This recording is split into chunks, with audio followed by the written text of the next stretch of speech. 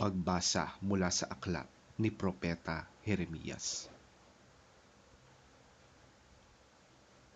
Pinapunta ni Yahweh si Jeremias sa pintuan ng templo at ipinasabi ang ganito: Makinig kayo, mga taga-Huda na nagkakatipon dito upang sumamba kay Yahweh. Pakinggan ninyo ang mensahe ni Yahweh na makapangyarihan sa lahat, ang Diyos ng Israel. Baguhin ninyo ang inyong pamumuhay at ang inyong ginagawa, at kayo'y papayagan kong manatili rito. Huwag ninyong dayain ang inyong sarili sa paulit-ulit na pagsasabing, ito ang templo ni Yahweh, ang templo ni Yahweh, ang templo ni Yahweh. Hindi kayo maililigtas ng mga salitang yan.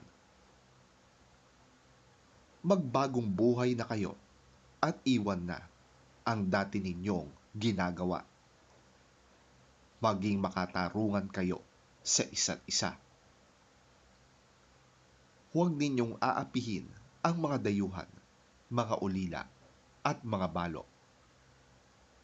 Tigilan na ninyo ang pagpatay sa mga walang kasalanan sa lugar na ito.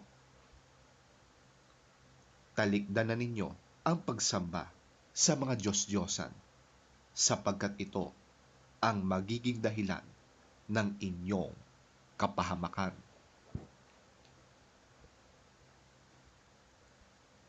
Kapag sinunod ninyo ito, pahihintulutan ko kayong manatili sa lupaing ito na ibinigay ko sa inyong mga magulang upang maging tirahan ninyo magpakailanman.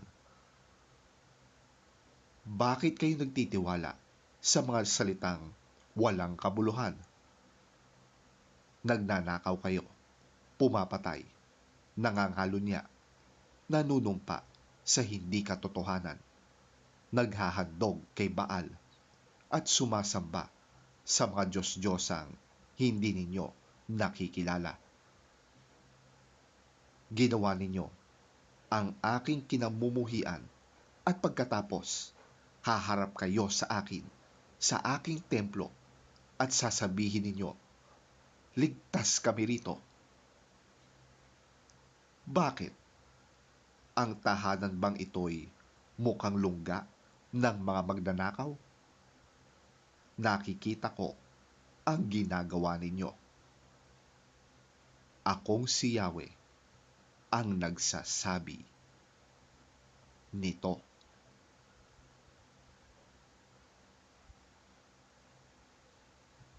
Ang salita ng Diyos.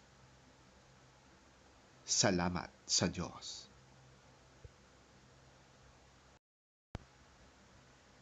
Ang mabuting balita ng Panginoon ayon kay San Mateo. Papuri sa iyo, Panginoon. Nagsalaysay muli si Jesus sa kanila ng isa pang talinhaga. Sinabi niya, ang kaharian ng langit ay katulad ng isang taong naghasik ng mabuting binhi sa kanyang bukid. Isang gabi, habang natutulog ang mga tao, dumating ang kanyang kaaway, naghasik ng mapanirang damo sa triguhan at saka umalis. Nang tumubo at magbunga ang trigo, lumitaw din ang mapanirang damo. Kaya't pumunta ang mga utusan sa may-ari ng bukid at nagtanong, hindi po ba mabuting binhi lamang ang inihasik ninyo sa inyong bukid? Bakit po may damo ngayon? Sumagot siya, isang kaaway ang may kagagawan nito. Tinanong siya ng mga utusan, bubunutin po ba namin ang mga damo? Huwag, baka mabunot pati ang mga trigo.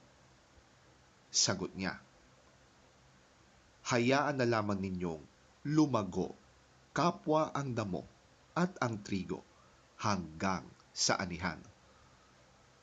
Pag-aani, sasabihin ko sa mga tagapag-ani, ipunin muna ninyo ang mga damo at inyong pagbikis-bikisin at saka sunugin. Pagkatapos, ipunin naman ninyo ang trigo sa aking kamalig.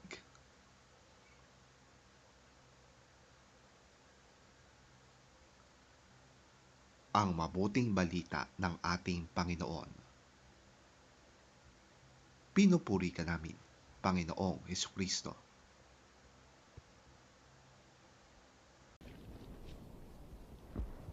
Jesus told them another parable. The kingdom of heaven is like a man who sowed good seed in his field. But while everyone was sleeping, his enemy came and sowed weeds among the wheat and went away. When the wheat sprouted and formed heads, then the weeds also appeared.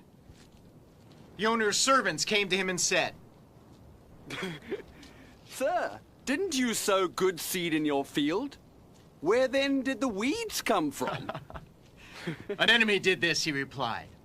The servants asked him, Do you want us to go and pull them up? No, he answered. Because while you are pulling the weeds, you may root up the wheat with them. Let both grow together until the harvest.